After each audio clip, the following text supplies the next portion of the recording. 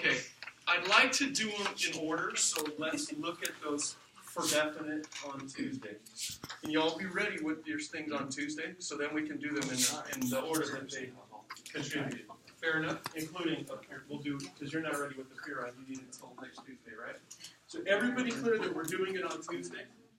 Presenters? Okay, I want to talk some more then about the issues that these folk were getting at. First of all, what we have about the pre-Socratics, I think the most astute and honest, intellectually honest scholars today would say that the stuff we have about the pre-Socratics is at least as much what we're kind of wishing they were saying and bringing our interpretation to a few fragments as it is real history.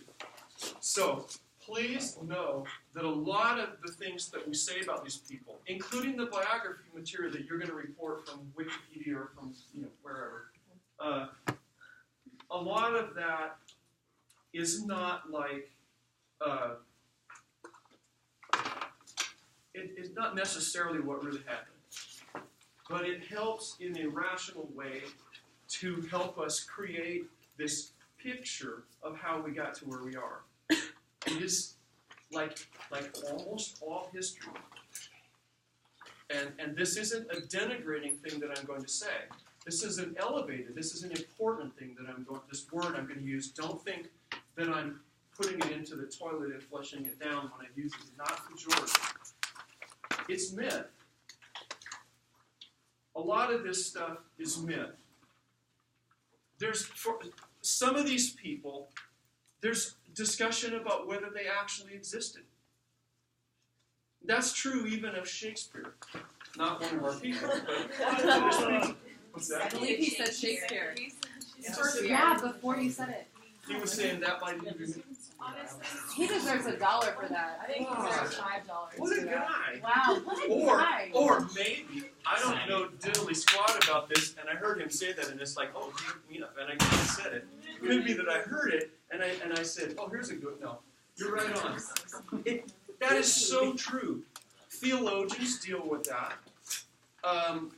Theology majors, when you take a course at seminary or even here in a book of the Bible, there will be rigorous discussion about whoever it is we're saying wrote the book, or even existed.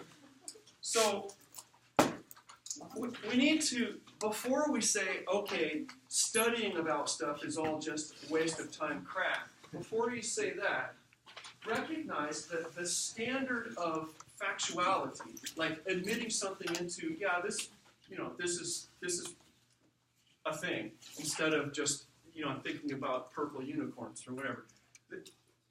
Know that everything we can know has that same amount of tentative, could be, kind of status. All the stuff you think, well, this is how it is. Other things are sort of iffy, but this is how it is.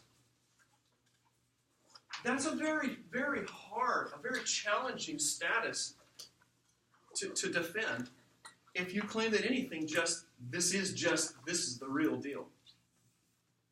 Because reality itself, well, what is it? What does it mean for something to be real? Somebody help me out here. What do you think of when I say, can you define for me and explain what it is for something to be real? Yes. You can interact with it. Now, by interact with it, do you mean you can detect it with your senses? Okay. How important is that pencil to you? I'm not too attached to it. Can I buy it? Yeah. So that it's mine? One first dollar? 2?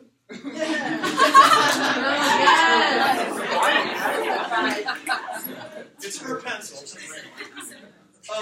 If I'm successful at causing your perception of this pencil to make it look like it's flexible, and it is a little bit flexible.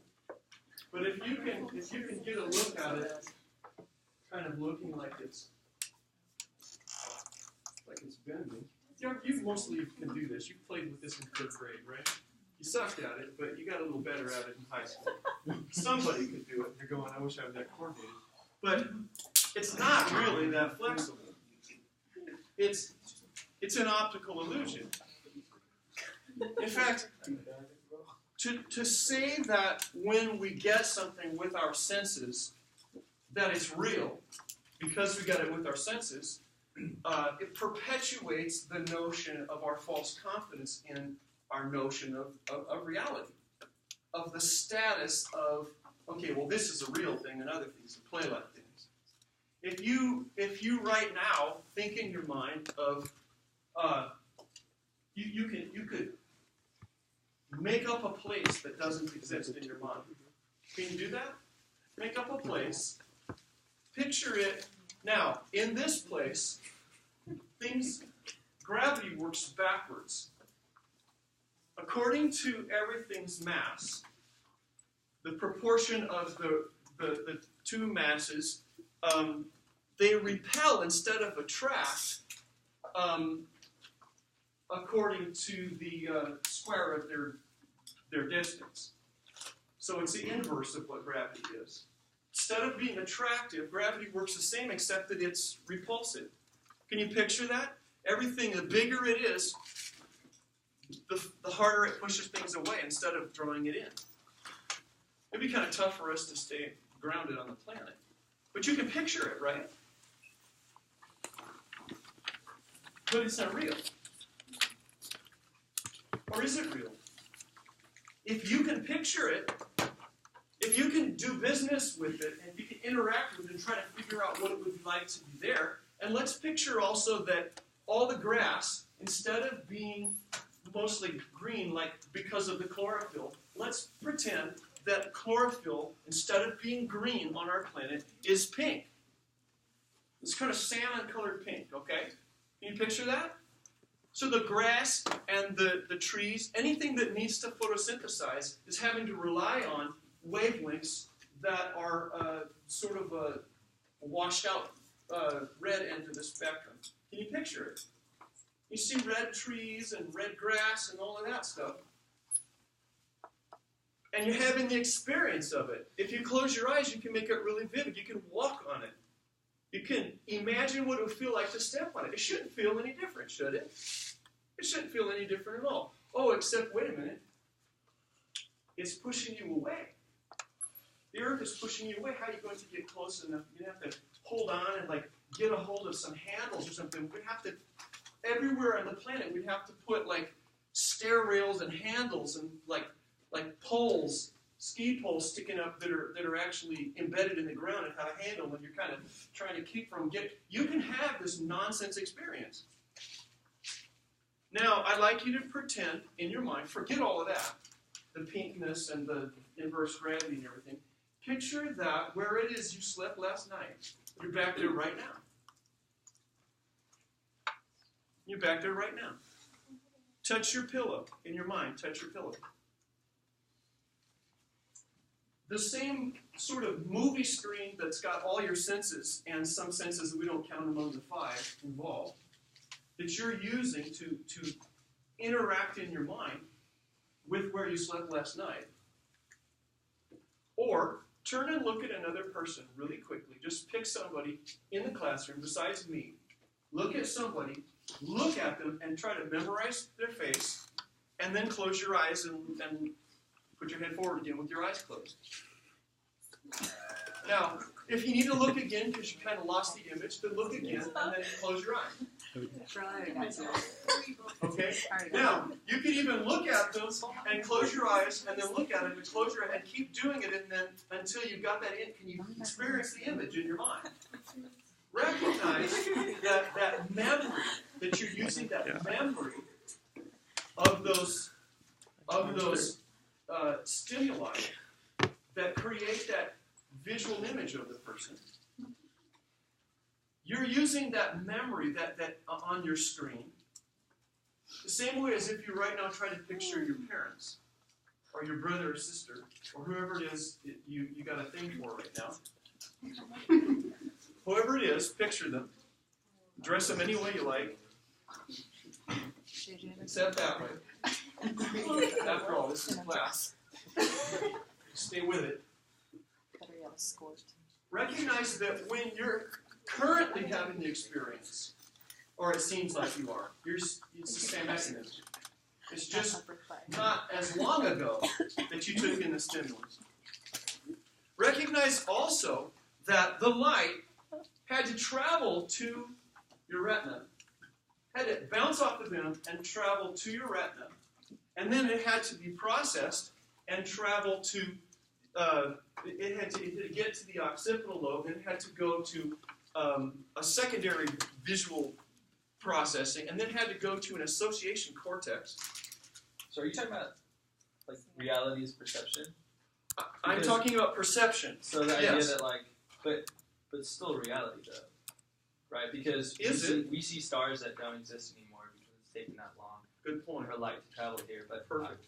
I still see. And stars. me, it took time for the light from me to get to you. Less time, But you still exist. but it's real time, right? Yeah. The time did go by, and it's not zero. Right. And I can back away or go stand on a ridge and you can telescope or whatever. Hmm. But it's still, you're not seeing me as at the time that I'm existing. I mean, there's like no delay. There is a delay. But if I'm already caught up to where we are, then there's no delay. How could you catch up? Because as you're By the time the light from me gets to you, Mhm. I've changed.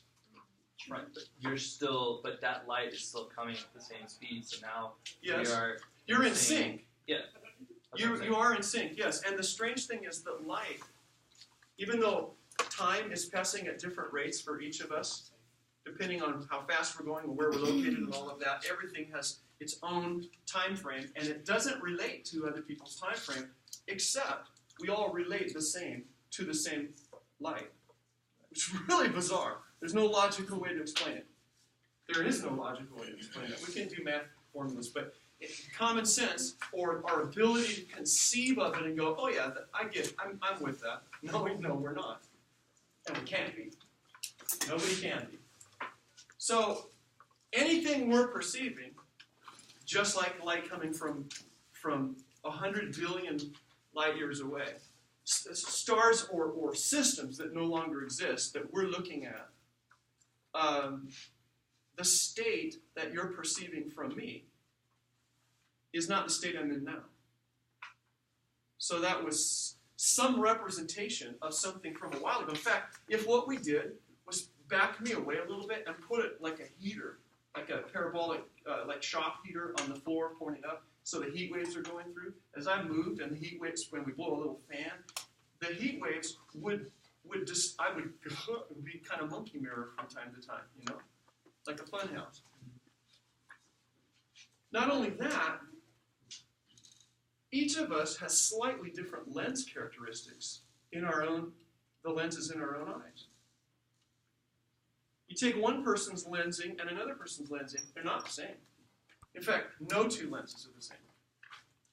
You say, well, but it's pretty close. But we're talking about, is it exact or is it not exact? It is either exact or it isn't, and it can't be. Not only that, I have no idea what it looks like to you or what it seems like to you in your mind when you take in of a certain wavelength photons and you perceive them to be green like in the leaf or the grass. I have no idea what that is in your head. It might not be in your head either. I think of it as we all think of it kind of like it's in your head. But we also know that a lot of what we perceive as thinking and feeling, that we think of as taking place in our head, is actually scattered throughout our nervous system and the biome in our belly. Not just in our head. Which is just bizarre. Is it not? And think about this. Inside of wherever you are, whatever it is you think of as being yourself, we all know that there's not just one of us in here, because you try to make a decision and stick to it, and then the jerk comes in later on and messes up your resolution to be like on Men's Health and Fitness cover or something, you know. It's never going to happen because we have somebody who comes in and hijacks our circumstance and, you know, and it controls our organisms, and then the next morning we're like, who was that?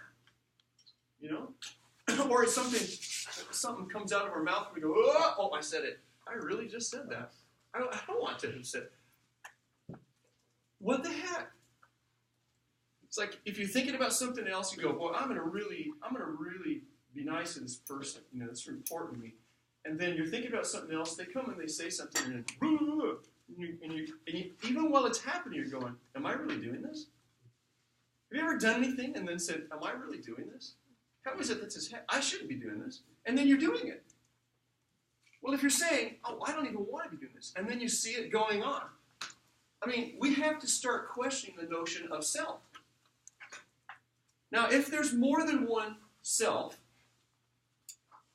then does it matter which one of those selves is currently in the driver's seat and looking through the windshield that's seeing the thing?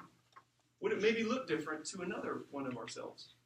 So, what made you ask us what makes something real? Is it because because I mean, whatever is real, are you saying it changes all the time and it doesn't stay the same? Like, I'm going to answer your first question a little bit. It's only one way to answer it. What makes something real? That's up to you. What's your standard so that you're willing to call something real? so it's nothing real to you?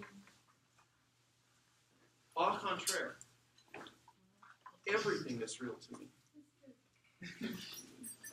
Not nothing, but everything. Including nothingness. And recall that doesn't have to make sense. Could that be the cause of a lot of mental disorders or something like that? Or Excellent.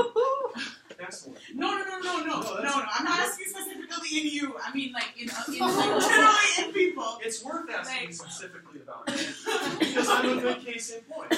I have this notion that all of the things that we call mental illness are just a certain extent of something that we all have to some extent. Even multiple personality disorder, dissociative identity disorder with multiple personality, or few. Any of those things. Anything. The autism spectrum. We all have obsessive compulsive things about us. We all obsess on some things. You ever get a stupid earworm? I mean, I could sing some horrible song for you and you can't get it out of your head, and then I can keep reminding you through class and you get it hate me for the next week. And then I could even post it on, like, don't forget to think about drink Dr. Pepper. The joy of every boy and girl. It's the most original soft drink ever in the whole wide world. Barry Manilow gave us that earworm, and it drove us crazy. I mean, when I was a kid, it was a stupid commercials like that. State Farm is there. Of course, if you lost your house in the fire, probably nowhere to be found, but they're somewhere. Right. I don't know how they fit into reality, but a lot of people in England have been getting little notices saying, oh, by the way, your homeowner's insurance is canceled. Yeah, a lot of people that own homes that would kind of like to protect some, plus they have mortgages. So if the house burns and the thing would cost $700,000 to rebuild and you don't have insurance, you're in trouble. That also would probably make their house actually worth about nothing, because who would buy it if you can't insure the mortgage? Nobody can get a loan for it, but you're already stuck with a loan for it, and then you got your house. And so people on Angwinville on Facebook have been saying, hey, did anyone else get a cancellation notice for their homeowner's insurance? Oh, bummer. A reason? Too close to brush. They're going, whoa. Is this still a reality thing? It is. What's real? Is it, think about how real it seems when you buy a house. People go, oh, I can't believe this is real. I remember buying a house in Arizona. And my wife and I, after we went in to the title office and signed the papers, and it went into escrow, very short escrow, like 28 days or something, we went back to the car and we just said, is this real? We can own this like half acre on a trout stream, 2-story, 2,300 square foot, really nice place, for $69,000. Are we really going to own this? It didn't. And then when it closed, it was like, well, I own this house. I mean, I had this feeling of, this isn't real. I grew up like dog dirt poor. And the idea that I owned this nice house in the forest, was off. It was outrageous. So we had this, things don't feel real. Have you ever had something go really horribly, really horribly? I mean, the worst time of your life so far, and then you go, when you're thinking about it, you go, this can't be real. But it is. And you go to sleep at night kind of going, wait, is this real? You wake up the next morning and you've been dreaming vividly about it or something else, and then when you have to actually put in some intentional effort to establish, wait, is this actually real? This can't be real. This can't be real. Anyone ever said that?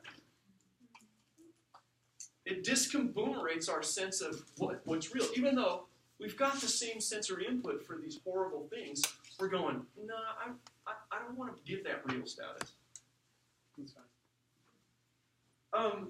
In terms of mental illness, though, one of the kinds of mental illness you might be thinking of is the kinds of mental illness, for example, schizophrenia, where you have hallucinations.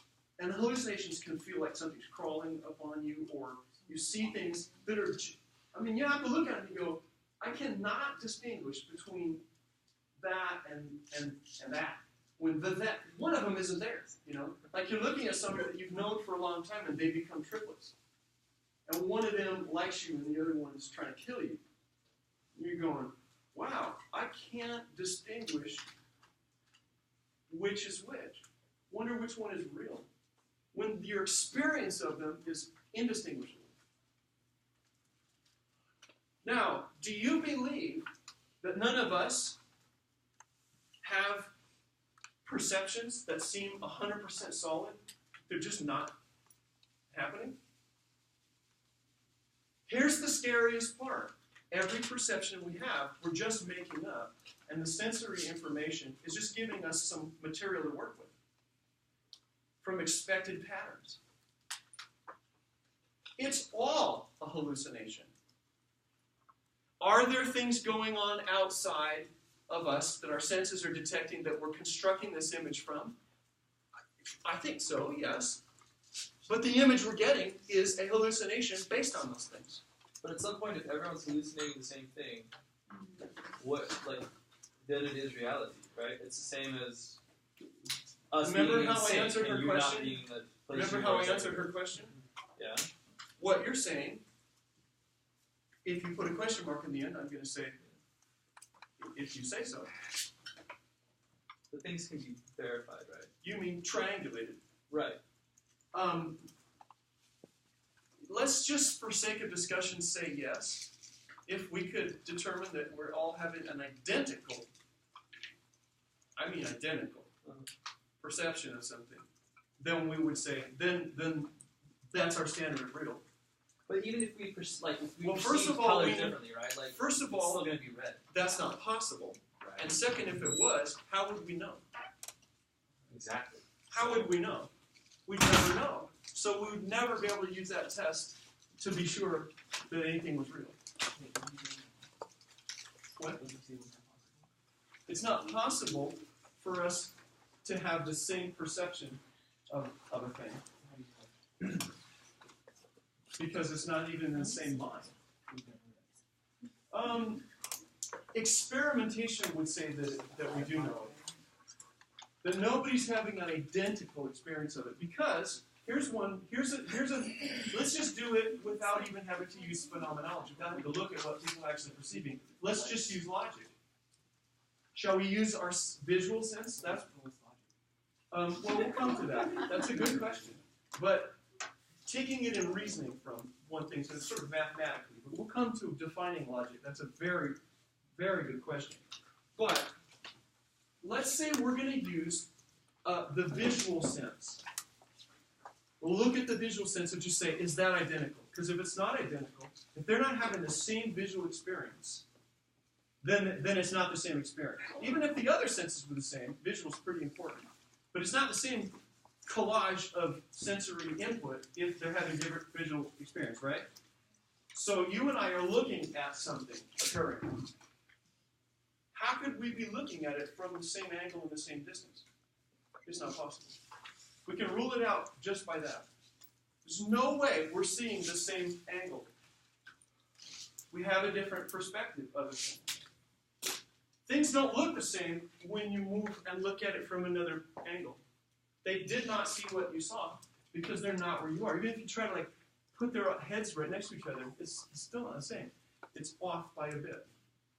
So how do you know when to accept eyewitness testimony or stuff like that?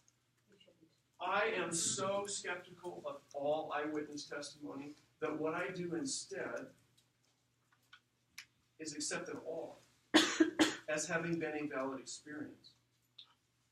Now, what that means for what actually took place, I'm still really open-minded about what actually means. But if you say you perceived a certain thing, and you're not obviously lying and showing all the signs of intentional deception, I'm going to say I believe that's the case. Think about all the stuff in the news where everybody, basically, in 90% of cases, it just depends on what color the person is, how they perceive when you watch a video of some cop abusing somebody. There's no lack of video. There's just thousands of clips of people going in there and roughing somebody or killing them. Look at the comments under that YouTube footage or under that Facebook meme that starts going around. Look at the comments. You got people that are, it doesn't matter what was seen. They have a certain perspective. That's all they can see. I don't think they're lying. Now, having been a cop for a number of years, I look at a lot of those things and I hear people either defending the cops or denigrating the cops, and about 90% of what I hear is just imbecilic from either side. It has nothing to do with determining, what went on there. You're seeing things that don't make any sense at all, and you see a clip that's 12 seconds long, and they don't know what happened before, and it's not even good footage, or the things they criticize are things that really are probably above criticism. And the things that they think they're okay with, I'm looking at and going, the cops should go to prison. I don't think that it's just bigotry that different colored people, different cultured people, different neighborhooded people look at it and get a completely different. I think that it's legitimate what they're seeing. Even if I don't see it, I'm looking at it going, if they are seeing that, then it's a thing. I'm going to give that 100% reality status. If somebody says, here's what I'm perceiving is going on. To not do that, ultimately, at the end of the day, is to make myself a judge of reality for other people. And then we can perpetuate abuse. That's just one example of something where the rubber really meets the road. We can perpetuate abuse. You've seen in the last week, since this jerk, movie guy, whoever he is, I don't even know what his name is, somebody, that's the guy. He's a meme now because he's a toad and he sexually assaults and abuses people, apparently. And so people have been availing our culture of the opportunity of saying, do you have any idea how widespread it is for people to mistreat other people that way? Mostly women, but not only women. I've seen men say, yeah, me too. That's the thing they're saying, me too. And all of these things that are getting, and then people are describing, oh, look at what happened to me, and they tell it in detail, and I read it, and I'm going, that's a thing? That's not even a thing. I mean, I've read some people's response to that when they say, me too, and they tell the story, and I'm looking at them and I'm going, how is that abusive? Some of it I honestly don't think is abusive, but they do. So I have to say, if they feel like they're being abused, that's a thing. I'm not going to say, just because to me it doesn't appear real, If it appears real to them, I'm going to go, there's a thing. There's an issue. I'm not going to just say, oh, that's not real. But that requires, it's not automatic for me. I may have to do on purpose what I consider an aspect of intellectual humility. Just because something looks to me like it's not real, and it looks very real to someone else, or vice versa. Something looks real to me, and people are going, that's not a thing.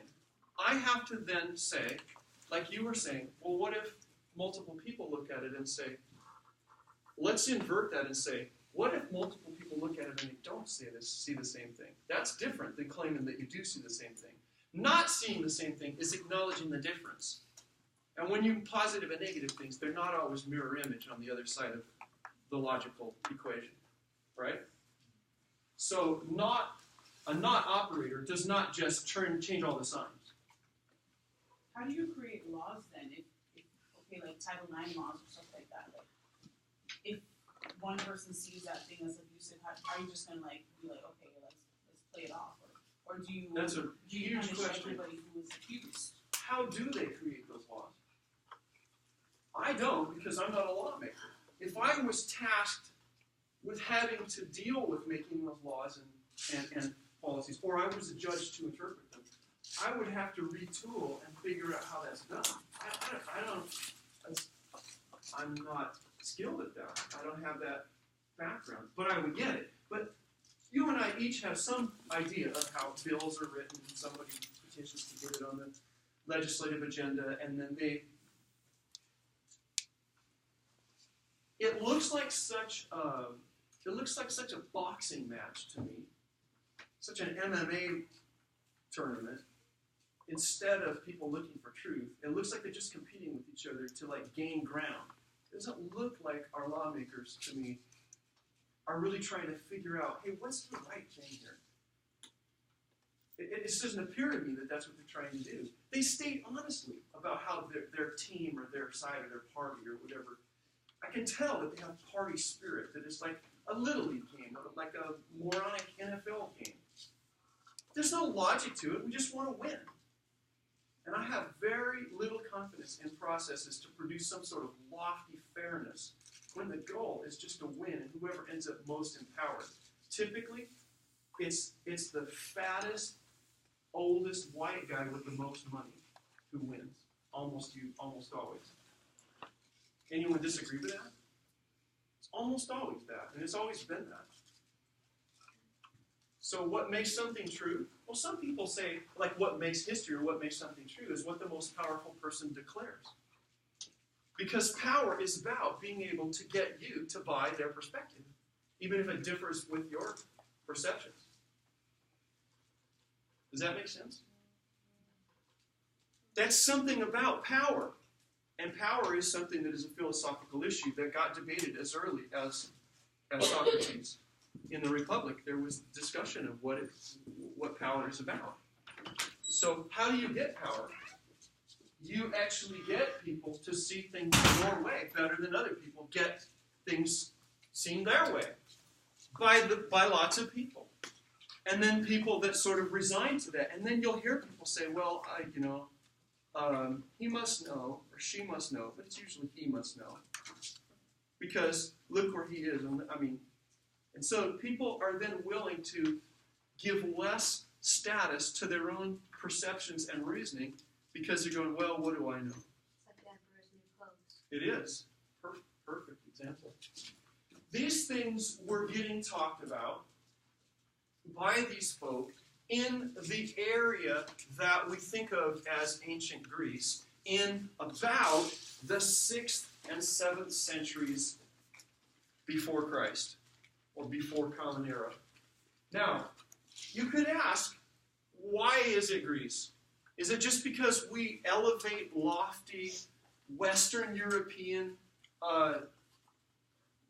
kinds of reasoning and say, whoa, look, they hit on the truth because we define truth, or the best way to find it, the way we do it? Yes, to some extent. But not entirely. And then we can say, well, you can denigrate Western science and philosophy and the way that the Western European culture has it, but we put a man on the moon. we made microwave ovens. And now you can put your popcorn in a little wallet-sized package and set off the smoke detector in your dorm by some sort of radio magic in that little box. And you couldn't, when I was a little kid, I mean, I was very little, or not even born, when they first discovered that microwaves would work like that, accidentally. But it didn't get available. Pocket chocolate. That was discovered. Oh, right. But they came out, the Amana Corporation came out with what they called a radar range when I was very small. And you didn't see them in my neighborhood. I hadn't seen one until I was a teenager anyway. But here's an interesting thing.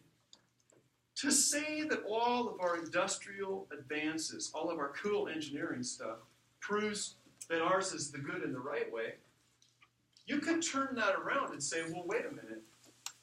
Do you think that the cultures that are non-industrialized are to blame for putting our habitat at the edge of livability? No. It's really only through the enterprise of this Western way of thinking that we're now going, my gosh, we might be burning our house down with us in it, because we're having trouble getting out of it. So you could argue then, so what's the superior way? And I have no defense for that question. All I can say is, this is a class in Western philosophy, not in Eastern philosophy, and not in small indigenous group philosophies. But I will just, like I said the first day of class, remind you that it doesn't mean... I'm just wondering if there are sources to look into research and learn more about those other forms of philosophy as well. Oh, libraries. Libraries. Recommendations? Sure. You want it like an entry point? Yeah. Well, okay, for Eastern philosophy, I would recommend that you go to the site for the teaching company. They also sometimes go by the title Great Courses, and get the set on Eastern philosophy. It's a whole course on Eastern philosophy, and it's good, really good. Do you know of any short and simple crash courses on it? That's as short as you're going to get. It's not that long. It's probably 40 some odd hours of listening. About 40 hours of listening. You can Wikipedia Eastern philosophy, but I don't think you can characterize it in. I don't know how you'd characterize all its aspects. Yeah. We're looking at Western philosophy, which we're immersed in, like a fish in water, and we're taking 4 hours a week for 10 weeks, roughly the same as that Eastern. And when we're done, we won't have a handle on Western philosophy. I mean, I won't be able to take the training wheels off my Western philosophy bicycle for decades. Pardon? Introducing you to Western philosophy. Yes. Introducing you, and that's all, to Western philosophy, so that you got a kind of a taste for it and you're going, yeah, I kind of know where that is and where to find more about it. I mean, honestly, I don't care what your major is. When you're in college, whatever you've majored in, that's the best you can, that's what you're going to get from anything for 4 years of studying it. You can't master something in 4 years. You can't master anything in 4 years. You kind of, when you're, I don't care what your major is. If you're a biology major and you graduate and you get your, and you got honor cords and the whole 9 yards, if I come up and I want to discuss biology with you, I'm not going to be talking to some sort of world-class biologist, and you're certainly not talking to some world-class philosopher. We're just scratching it around, getting a look at it window shopping. We're at the mall without money. But that's good enough. There's thousands of disciplines. It's hard to know the whole thing, and by the time you've looked at one, 2 more have popped up and 3 have died. I know you can have a world-class biologist, but how can you have a world-class philosophist? Isn't it just that? why wasn't one person stopped, both classes have been stopped? Some people kind of manage to come up with ways of looking at things that a lot of people then end up going, oh, that's true, huh? Oh, I never thought about that. And there will be a problem people have been messing with. And then somebody says, oh, I got an idea. And they say, and people are going, whoa! And then that starts people off exploring in new directions. When that kind of thing happens, you're talking about a legendary philosopher. Some of the people we're talking, we almost have to limit ourselves in this class to just discussing a tiny fraction of those that are legendary philosophers, like Thales, Anaximander, Anaximenes, Parmenides, Zeno of Elea, Heraclitus, Socrates, Plato, Aristotle, Thomas Aquinas, Descartes, Nietzsche. I mean, we'd be lucky to do much with that many people in this many weeks. But the idea here is what I'm trying to arrange, what I'm trying to engineer, in addition to making it so you don't go, I've never heard of that guy, about a few dozen people, is to actually have some of those questions caught, to infect you with some of those questions. And many of them you've already had, but you didn't have terms for them, or you didn't realize other people in an organized way were thinking them. So some of that we can tap into. Like when we ask what's real, you've wondered sometimes, some of you, what's real? You've wondered what it is to be you when you look in the mirror. You've gone, why is it that I'm this? Yeah? When you look in the mirror, why can't I instead be like that kind of person? And then you kind of wonder, wait a minute, is that because I'm inhabiting this body? I just got this body instead of getting another? Or would it be me if I was in another body? Or is there more than one me? When you see the words coming out, you go, no, don't say that. But you continue the sentence, and you're going, oh, geez, why am I doing this? Why am I eating this? I shouldn't be eating this. I don't know how directly this relates to what you were saying. But I listened to a podcast talking about the possibilities of head transplants. Yes, and it's not just a possibility; it's scheduled for December. This month, next month, no, month after next. Yeah, Yeah. They're serious, And they're saying and they will get it. If they don't get it this time, it's not going to be long. right, but they were saying not only is it risky because the person might die, but the psychological effects of having someone else's body once they wake up would be devastating because their reality. Think about the full face transplants that have been successful now. What, a dozen times? Full face transplant. They look in the mirror and it's someone else's face. Other than your face, what's more the way you think of you? Good. And we've got full hand transplants too. So that means we could do a hand and face at the same time probably now. And it would be routine in some hospitals now. So then that would have the same effect, wouldn't it? Or to less degree, or with less aspects maybe, but some of the same flavor of stuff. Well, they were saying he would just essentially go crazy. Like once he woke up. I don't know. They probably were saying that, but we're all crazy. Oh, The whole idea is crazy, to wake up in somebody else's body. I mean, this is a head transplant, but what about when we get to the point where we can just do a brain transplant? Take a smaller brain, put it into a larger skull, and there you go. Because somebody has brain damage, but there's a perfectly good brain in a useless body, and then you just... What's that? Who would emerge? Exactly. Because it isn't all in the brain. It's not even all in the head. If they're going to attach a person's spinal cord, it takes... How about this? What about the two sisters that are conjoined? That have two heads on one body. Mm-hmm. They have ways of perceiving things jointly, but not exactly. They're self-met. They are such an interesting study in what selfhood is. but they've learned to walk and drive the car and to be relatively coordinated in athletics, soccer and softball and all that stuff. Even though this head is controlling this arm mostly, there's still a sense of, on the other, that it's still my arm. It's kind of shared, but you got most of it. When you think about the way we are divided, we have two brains. We can cut off the commissures, namely the corpus callosum. We can cut that and have a divided brain person.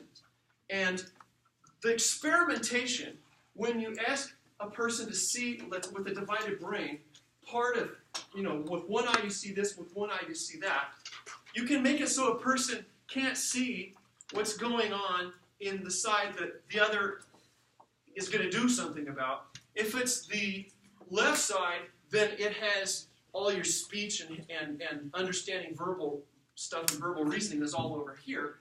So you can have something performed by the other side and then ask the person to explain it, but that side wasn't given the information that prompted the behavior with the hands, and this side will come up with some cockamamie explanation that's not really what the reason was, but it will seem like that was the reason for doing something in response to stimuli that the other side was given through the cross eye. But you realize that what we perceive as a self is a synthesis of that going on at all times. There's a book that claims that it's only been a couple thousand years that we've actually been as well integrated as we are, and that we for the most part experienced, before about 2,000 years ago, we experienced our kind of existence on the left side, but the right side was able to communicate so we could hear it, and it sounded like something supernatural, like gods talking to us. Wait, how do you know? Bless you. The person came up with this because of, and I'll bring the book if you want to see the book. I have the book and have studied a bit, but because of the way before that time, the literature that we have from various cultures describing personal experience, it comes off to make more sense when you think of it that way, with this divided brain thing. Does this explain biblical interactions with divinity? People have tried to say that it does. Other people have tried to say maybe before that time, 2,000 years ago, the right brain was a place that God could use to communicate with us. And then we blurred this. It was like our onboard port for divinity to be able to talk with us, and we listened to guidance. So then what changed? Like consciousness. Well, the mutations that became dominant, it evolved this way. That's what that person thinks. Strange, but you and I, regardless, have got two brains. Two brains. When we're young enough, you can remove one of them and the person is more or less normal. Ben Carson pioneered hemispherectomies, pediatric hemispherectomies. You take out the whole other side. It's just missing. You don't have a left hemisphere or a right hemisphere, and then you got what you got. We got both of them. There's things you can do. You can look this up. You can find strange YouTubes and, the 3 o'clock in the morning stuff when you got something to do the next morning and you should sleep or do it, and you're screwing around on YouTube. You can find things where there's experiments you can conduct that exploit this in all of us. Yes, ma'am. So what did the pre-Socratics think about all of this? Pre-Socratics thought about some things, wrote them down, that was lost, and now we're trying to reconstruct it based on fragments of secondhand stuff. What they actually thought about it? Yeah. Or were they people who had this, were their minds different? But they're like the pillars of what we build Western Yes. Yes. So, Now, is that because they were just thinking same things that we are because everyone always has, or do we think those things because of the trajectory that they set us on, or both? Doesn't matter if the person That question right there is huge. Just the first 3 words. What were the first 3 words? Did you hear that? Does it matter? Now, I'm going to give you a really solid answer. It depends. Some things do and some things don't. And everything, you can demonstrate where it matters a lot. And you can also demonstrate where it's a waste of time. You mentioned how people can't see from the same perspective. People can't see from the same perspective. Right. Can occupy the same space. They can't do it. No. But then that difference is almost negligible. How do you tell that matters? Who gets to decide what is negligible and what is a significant figure? How many decimal points do we go in percentage comparison and contrast? Who gets to decide whether it matters? If the perspective meant you couldn't see, just the angle didn't let you see whether I pulled the trigger or not. If you said something matters, something don't, so it doesn't matter. It depends on what's important to you. Matter means you value it. What are values? Personal opinions. You can have opinions about value, but value is kind of like what matters. That's up to you. It is. It is. What matters is a matter of values. And that, right, you ready for this? This is a write it down, because this is a technical philosophical term. I'm glad you raised this. The question you asked and the responses we've gone back and forth, and you've been saying matter and I've been saying values. This is a branch of philosophy that is called axiology. A-X-I-O-L-O-G. O-G-Y. A-X-I-O-L, axiology. Okay? Axiology is a study of values. And who's to say? Who is that up to? Is it just the powerful people that get their values to force other people to have to value what they value so they start believing it? That's power. That's like having dominant people groups or a dominant person. Their values get put on other people, and other people going, I don't give a darn about that. Someone's going, you better start giving a darn. Why not? Because ultimately, if you don't care about that and you behave accordingly, I will incarcerate you. I will take you prisoner and ruin the rest of your life. Can I buy half of my pencil back so I can write that down? One Kurtzdaler. Oh, well, I was going to use the whole thing. It's got an eraser. I would need an eraser more than I need a pencil because I make more mistakes than contributions. Always have a big eraser and a small That's why pencil. you're a professor. No, I just make lots of mistakes. That's all.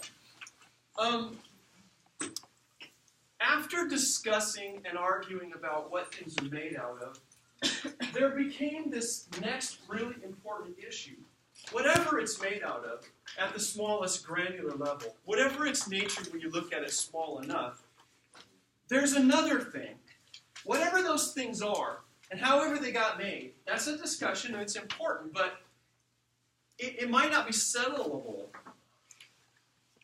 But we can talk about it and we can have opinions about it and prefer it one way or another. However, another question is, okay, well, whatever the little pieces are, how do they relate to each other?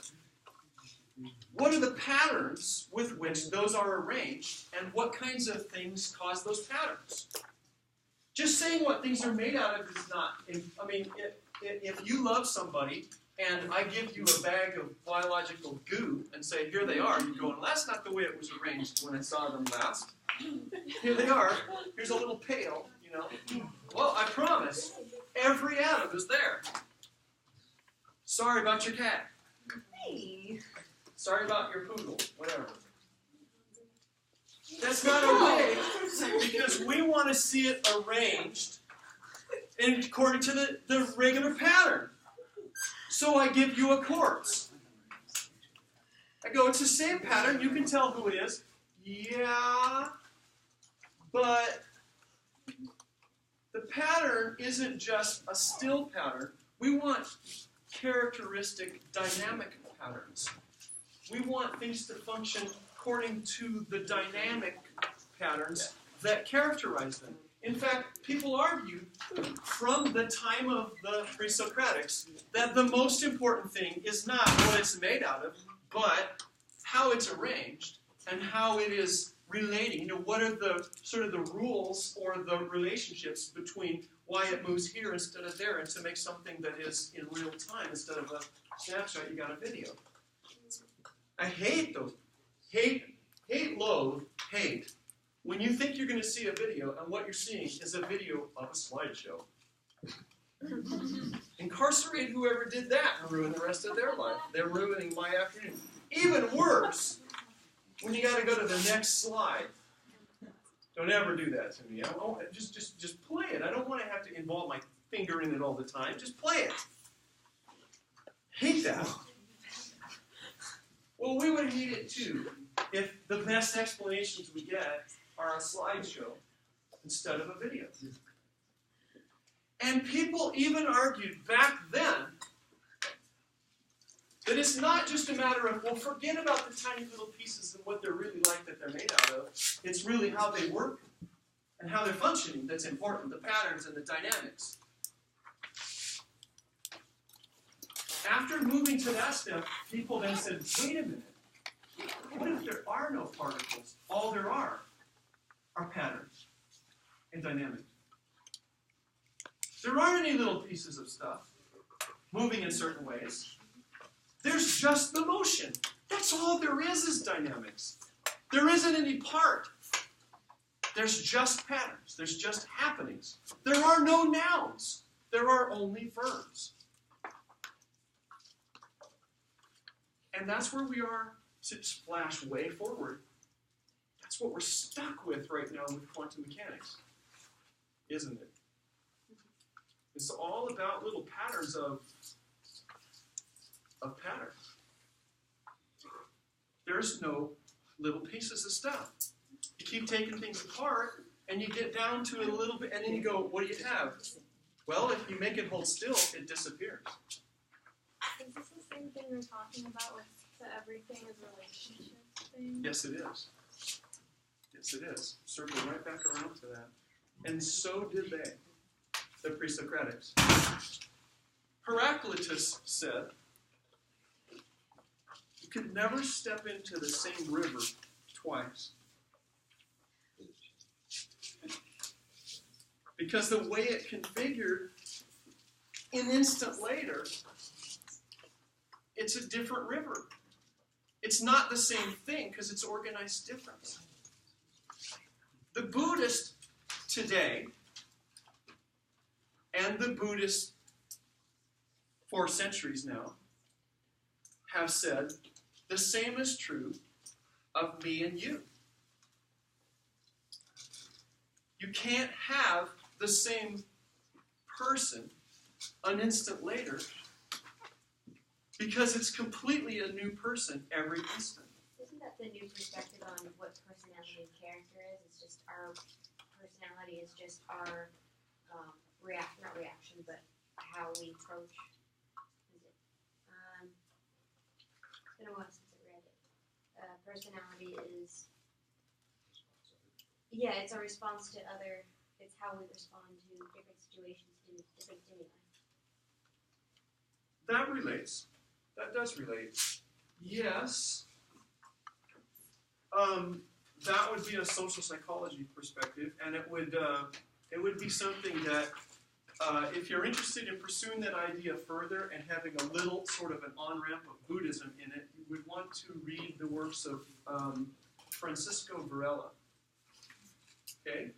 Francisco Varela, South American scientist slash philosopher slash complexity systems theorist, nonlinear dynamics expert that died in 2005 or something like that. Evan Thompson has written a lot. That's one of his main pupils that's written a lot about him and made it friendly to the American world. Evan Thompson.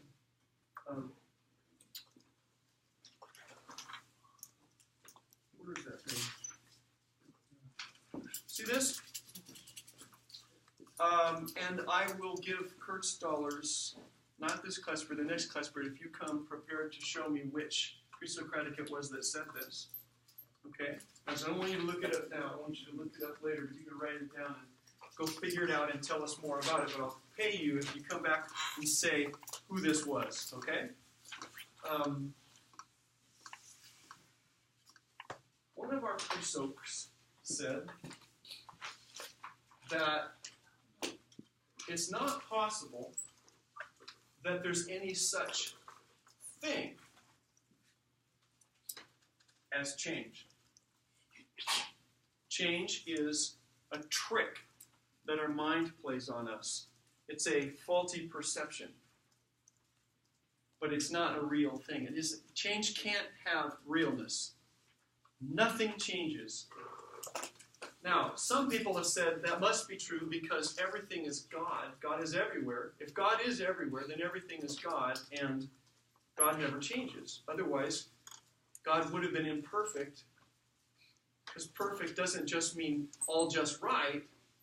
It means complete. So is the trick that our mind plays on us perceiving change, like we see like that, like we'll see like something burned, like a paper, but the paper is Just an still, illusion. like just the whole Just an illusion. phenomenon of it, Just an Or- illusion. or the actual paper burning, and All of it. Okay. Nothing changed. Then you can step into the same with flowers. or It's nothing. always the same river. Is nothing changed? Here's a little Nothing- hint. This person was not in agreement with Heraclitus that said you can't step in the same river twice. So this would be the person who is his antagonist. His philosophy is antagonistic. When you say nothing changed, you mean that whatever we're experiencing, it's not that it can change, but that it always was, and that we were experiencing it in that time? Our experience that suggests to us that it's changed is unreal. So, like you said, paper burning was already done. Our perception of it was. It didn't change anything. Right. In other words, you'd have to do business with what reality is, and what our perceptions of it are, and how that relates, if you held to the idea that there's actually no change and no motion. So this person said there was no motion also. See this? Who worked this out last Tuesday? Was that you that did that? You worked this out and you said, see, I got this. I got it all correct. And I asked you a question when you said, look, I got it fast. Okay, here's what I asked you. How would it have gone for you if there were no empty spaces? If there were actually 16 instead of 15 tiles?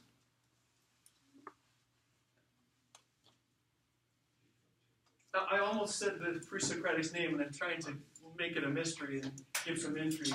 I want so bad to say it, but I'm going to have you say it. I want to build some, what the heck is that? Because otherwise you rattle off these irrelevant names like Heraclitus, and you're going, gosh. So as a memory device, I'd like you to, who was Heraclitus arguing with, and their disciples were arguing with each other back then. This person, don't say it, this person said, are there any empty places in the universe where there's nothing? Because if it's nothing, then it doesn't exist. because nothing doesn't exist. That means there are no holes. There's no empty places. If there's no empty places, how are you going to move something into an empty place to move something to its place? It's 16 tiles. Get it? Does that make sense? That was the argument of that. What do we say about that? What's the problem if everything's square? Even if it's irregular,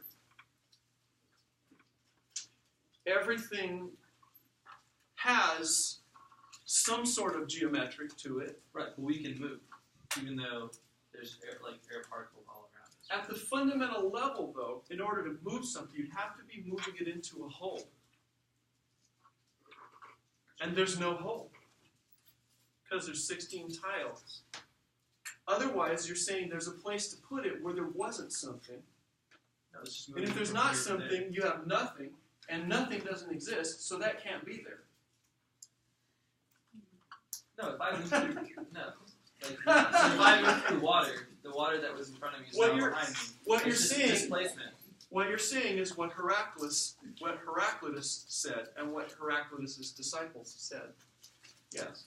And one of them in particular, a guy named Zeno, came up with a series of paradoxes. He would argue reductio ad absurdum, which means reducing your opponent's line of reasoning to horse manure, absurdity. So he would say, okay, let's say what you say is true. If that's the case, wouldn't this be the case? If we start with that and reason from here to here to here to here, we come up with crap that we all know isn't true. It can't be true. One example of that is pictured on the cover of, not that book, but the other book. One example of that is, Yes. here we go. This is a world-class Olympic athlete, all right? A runner, a track star, okay? We're going to have a foot race against a tortoise. But you know that he's faster than a tortoise, right? I mean, if he's an Olympic runner, don't tell me that people are, if they enter the tortoise, they're going to destroy the Olympic records. You know better than that. So we have to be fair and give the tortoise a head start. Let's draw some checkered flags here.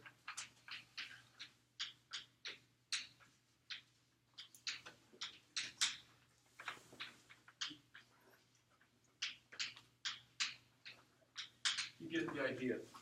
So let's draw the tortoise. I am such an artist. I mean, I have no competition.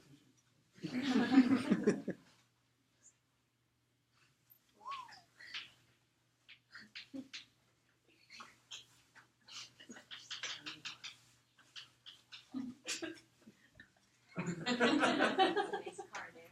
It's no, it's a tortoise.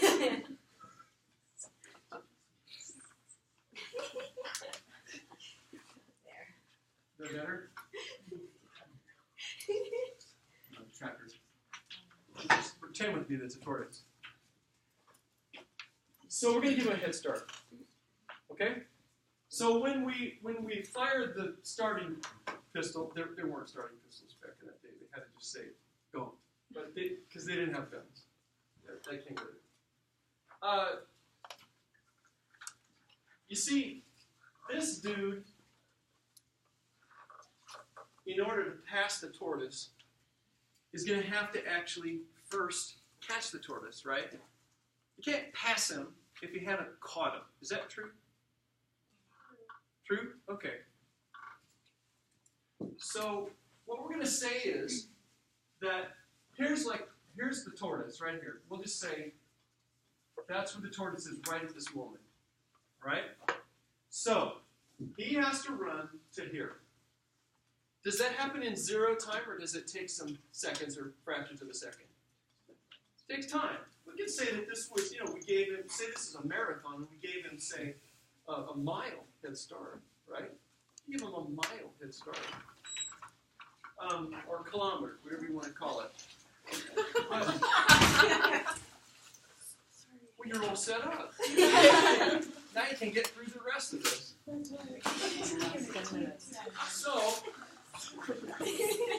So let's just say we don't really know how long it takes to get from here to here. We could guess, we could say to get to where, like, to get to this spot. Forget the tortoise for a second. This is where the tortoise is. We put a stake in the ground. Okay, pole with a flag. And so this dude has to go to here. He's not wearing pants. That is the way. Do you know that the So Olympics you do. were naked? You do know that the Olympics were naked, right? Do you know what when we say I'm going down to the gym? Do you know what gym means? Place where people gather. It means nude. Gymnos means nude. That's it, naked. That's what gym means. A gymnasium is a nude emporium. That's what it is. It's the mall for being naked. Because people would go work out naked and other people would go look at it. That's what it was for. Well, it's not that much different when you buy a Muscle Fitness. I mean, it's not that different. Okay, so let's just say, that to get from here to wherever we gave the student head start, let's say it takes 10 minutes to go that far. However far it is. We give them that much head start. Let's say it takes 10 minutes. So the time it takes to get from here to here is 10 minutes. All right. So the rate is this distance divided by 10 minutes. That's this dude's rate. Now this dude has less rate. The rate is a lot less. Nevertheless, in 10 minutes, do you think the turtle is still standing at the flag? No. The turtle is now here. I get to do it again. I should give it a tailpipe and some races. Okay? So now we got the turtle. It has moved. All right. Now, so this guy has now moved, right? So instead of the flag, we need this naked guy. You said it. So this was the start. This is where the naked guy is now. And here's what the turtle is. Let's put up another flag. Okay? So now we're going to ask, how long does it take this guy to get to here? Right? Less time. Let's say it only takes 3 minutes or whatever. Or go to there. But by the time naked guy goes from here to here, the tortoise isn't there. It's moved again. It's not at the flag. So now we need to start again. Real time went by. Okay, now naked guy has moved to here. Okay? Not here anymore. He used to be, but he's not. Now, we need to have naked guy run to here. When he runs to there, real time goes by. But the tortoise is no longer there. It moved. Right? Tell me where I would ever actually finish doing what I'm doing right now at some logical stopping point. I can do that forever. It's a little bit different, but it's still, there's still real distance, and he has to go that distance, and then the tortoise hasn't been holding still, it still moved. But since the tortoise is slow, why doesn't he pass? Because he first has to catch him. And every time he goes to where the tortoise was at a given time, from where the tortoise was the last time we talked about, the tortoise keeps moving. It moves less and less, but it still moves. And every time he goes, the tortoise goes too. He never catches it. And then, I almost said the guy's name again. That was how he said, this notion of motion has got to go. I feel that's Taylor's logic, but You feel what? It's Taylor's logic. It follows the rules of logic without breaking any. I don't know. Well, I do. at least the way we understand logic, we haven't violated it. It's the whole breaking things down into smaller pieces, right? It definitely is. No. Did you hear what he said? What's the difference between logic and common sense? That is a great question. Plenty. You say plenty or plenty? Plenty. Many differences between logic and common sense. Common sense is just our sense that our culture and our opinion and our perspective is correct. That's all it is. What I already believe and what I perceive my kind of people to believe, common sense allowed people to feel like great Christians while they were lynching people. Logic doesn't. It doesn't. What does logic say about drinking people? Well, if you would just take their set of beliefs and use logic to compare their own beliefs to themselves, internally, it would fall apart. Their belief system is internally illogical. But what is logic if we can't come to a solid conclusion of what is right or what is wrong, or what is real or what is not? What does it mean to be right and wrong?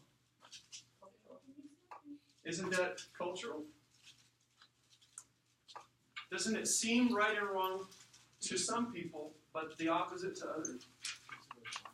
What about to people whose in their people group treachery is their highest virtue?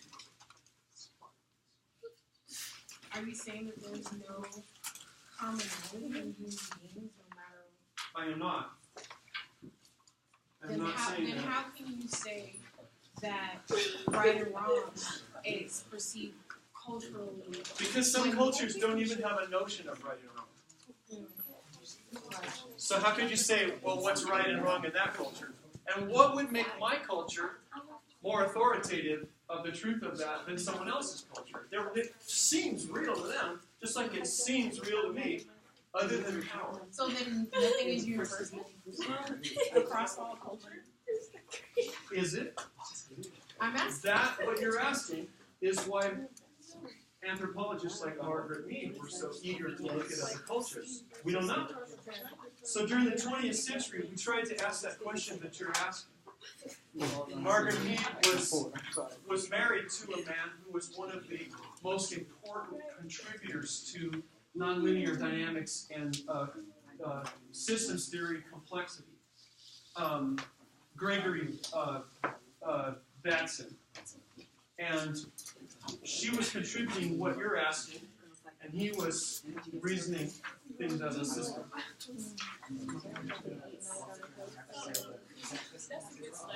What? Margaret Mead and Gregory Batson? No. Oh yeah, that philosopher's going to be on the test. Yeah, so we're going to need the name of the one who was arguing with Heraclitus, yeah. The one who was saying, there's no empty tiles, guys.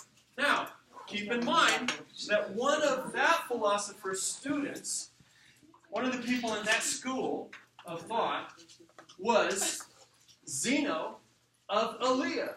Look at the cover of your book. There's a picture of a tortoise. Zeno and the tortoise. They named your book after that one of Zeno's paradoxes. There are other paradoxes as well, similar, like the paradox of the arrow. Who would like to have a chance to understand and explain so all of us understand the paradox of the arrow next time we come together? You would like to do it? Okay, yeah. You already got one? Okay, so do you want to do it? I'll just do it, I guess. Okay, then I'll pay you Next week. next Tuesday. Be ready to explain Zeno's paradox of the arrow so that everyone understands what it is. Zeno of Elea, not any of the other 2 or 3 Zenos from back then and yesterday, Bill. Is that Zeno the next? Zeno with a Z. Just like on the cover of your book. Zeno of Elea, one of the Elean philosophers. Alright? From Elea, so we call him Elean. Alright, so that is a really famous paradox. And the question, was it JJ that asked the question? About whether that has to do with Was it who? infinite divisibility? Who asked that? Did you ask that? Did you ask that? JJ? Were you the one? looking at me? JJ? Or What's your Lenny? name? Lenny. Lenny, did you Sorry. ask the question? I'm sorry. It's okay. Leonardo. Yeah. Okay. Did you ask the question about can something be infinitely divisible, and that's what this has to do with? Is there a discipline that formalizes that question?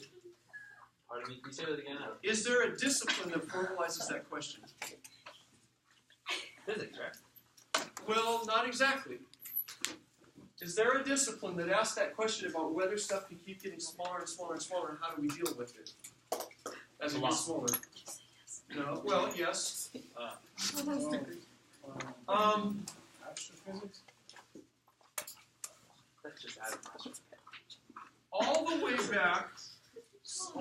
back since one of the pre-Socratics, people were asking the question of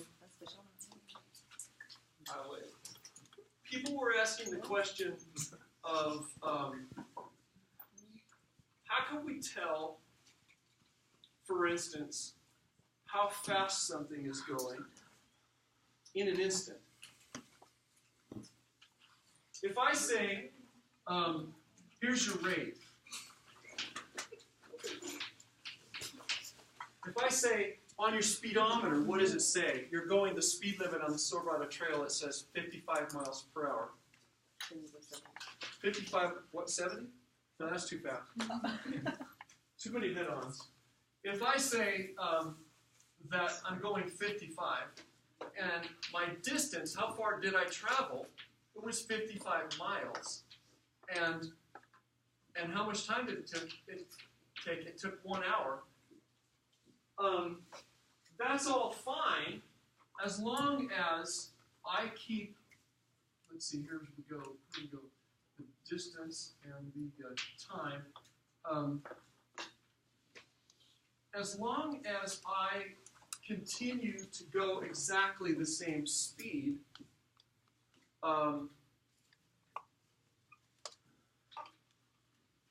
then I can represent the distance with a straight line.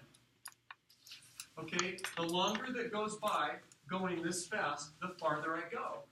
And if I come to here and I say this is 55 miles, then that corresponds with 60 minutes.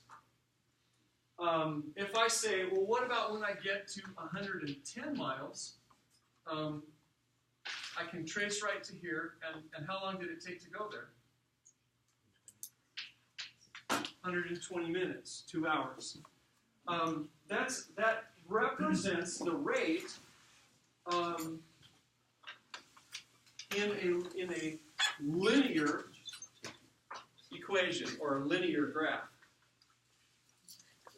How many times do you take a trip and you absolutely, from the time you leave your driveway until you arrive 2 hours later, you had the same speed at all times? It's not real. It doesn't happen in the real world. And it turns out that real motion, we don't go from 0 to 55. Even if we have a McLaren or something, we don't do it. We have to accelerate. So it's really hard to try to figure out when it looks more like this. When it's not a line, it's non-linear. So how would I figure out at this very instant here how fast I'm going? What's my rate? How would I ever be able to do that really accurately? Newton invented the way to do exactly that, and exactly what you said. It doesn't have to do with calculus. There you go. That's what I'll pay for. Newton and almost simultaneously Gottfried Leibniz came up with something to answer that question of what the heck, because things don't actually work in a linear fashion like that. without the notion of the calculus, without the tools that calculus gives us, we are left without an answer to Zeno's paradox. So the only reason I'm saying all that is that I want to make sure that I don't leave you with the notion that with Zeno's problem of a converging sequence, we have mathematical tools now to answer a silly question like that paradox. But it's important to note that that guy whose name I keep doing my best not to say and it almost slips out, that was Heraclitus' nemesis, arguing with him, that person was defended by his pupil Zeno to say, yeah, well, that whole motion and change thing has to be nonsense, or this would be true. And I want you to know this technique. I want you to know the technique. It's in your book, too. It'll be in your book. Reductio ad absurdum. Reductio ad absurdum. Reducing your opponent's argument to absurdity by taking it to its logical conclusion. You say, to conduct reductio ad absurdum, you take what the person says as a fact. You go, all right, well, if that's true, so you say, let's give what you're saying is truth.